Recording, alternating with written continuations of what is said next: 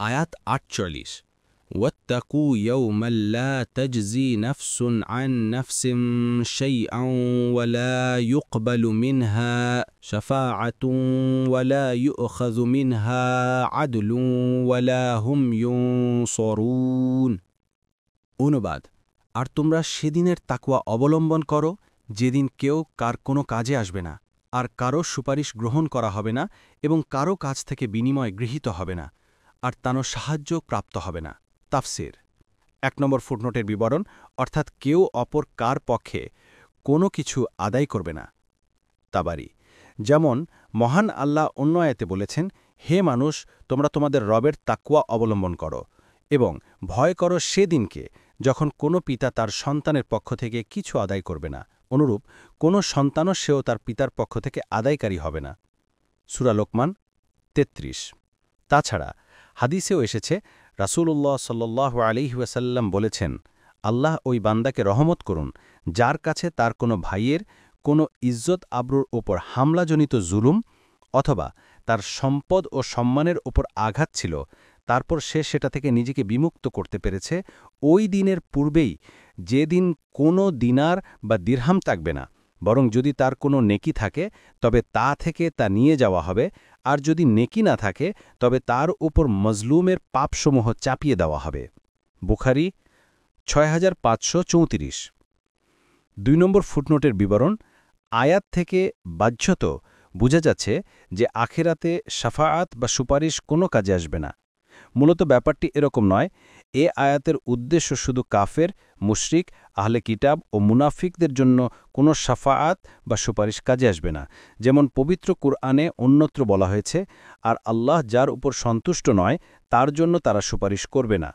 সূরা আল আম্বিয়া ২৮। আল্লাহ কাদের উপর সন্তুষ্ট নয় তা আল্লাহ নিজেই ঘোষণা করে বলেছেন, আর আল্লাহ তার বান্দাদের কুফরিতে সন্তুষ্ট নন। সূরা আজ-জুমার ৭। সুতরাং কাফেরদের জন্য কোনো সুপারিশ নয়, আর কাফেররাও হাসরের দিন স্বীকৃতি দিবে যে তাদের জন্য কোনো সুপারিশকারী নেই। তারা বলবে, আমাদের তো কোনো সুপারিশকারী নেই। সূরা আশ-শুআরা ১০০। তাদের সম্পর্কে আল্লাহ নিজেও বলেছেন, সুতরাং কোনো সুপারিশকারী সুপারিশ তাদের কোনো উপকার দিবে না। সূরা আল মুদ্দাসির ৪৮। এতে স্পষ্ট হয়ে গেল যে যারা কুফরি, শিরকি, নিফাকি অবস্থায় মারা যাবে তাদের জন্য কোনো শাফাআত বা সুপারিশ নেই। পক্ষান্তরে মুমিনদের জন্য শাফাআত বা সুপারিশ অবশ্যই হবে, যা কুরআন, সুন্নাহ ও উম্মতের ইজমা দ্বারা প্রমাণিত। কিন্তু তাদের জন্য সুপারিশের ব্যাপারেও শর্ত হচ্ছে, তন্মধ্যে প্রথম শর্ত হচ্ছে তাদের মধ্যে ঈমান অবশিষ্ট থাকতে হবে। মূলত এই ঈমানের কারণেই শাফাআত বা সুপারিশের হকদার হয়েছে। যার সামান্যতম ঈমান আছে তার উপর আল্লাহর সামান্যতম সন্তুষ্টি অবশিষ্ট আছে। সুতরাং যার জন্য সুপারিশ করা হবে তার জন্য আল্লাহর সামান্যতম সন্তুষ্টি হলেও থাকতে হবে, যদিও অন্য অপরাধের কারণে সে জাহান্নাম থেকে মুক্তি পেতে পারেনি। দ্বিতীয় শর্ত হচ্ছে, শাফাআত বা সুপারিশ করার জন্য আল্লাহর কাছ থেকে অনুমতি থাকতে হবে। আল্লাহ বলেন, এমন কে আছে যে তার অনুমতি ব্যতীত তার কাছে সুপারিশ করে? সূরা আল বাকারা ২৫৫। তৃতীয় শর্ত হচ্ছে, যিনি সুপারিশ করবেন তার উপরও আল্লাহ তাআলার সন্তুষ্টি থাকতে হবে। আল্লাহ বলেন, আসমানসমূহে বহু ফিরিস্তা রয়েছে, তাদের সুপারিশ কিছুমাত্র ফলপ্রসূ হবে না, তবে আল্লাহর অনুমতির পর, যার জন্য তিনি ইচ্ছে করেন ও যার প্রতি তিনি সন্তুষ্ট। সূরা নাজাম ২৬। অর্থাৎ যিনি সুপারিশ করবেন তার কথাবার্তা ও সুপারিশে আল্লাহর মনোপুত হতে হবে। মহান আল্লাহ বলেন, দয়াময় যাকে অনুমতি দেবেন ও যার কথা তিনি পছন্দ করবেন সে ছাড়া কারও সুপারিশ সেদিন কোনো কাজে আসবে না। সূরা তহা ১০৯।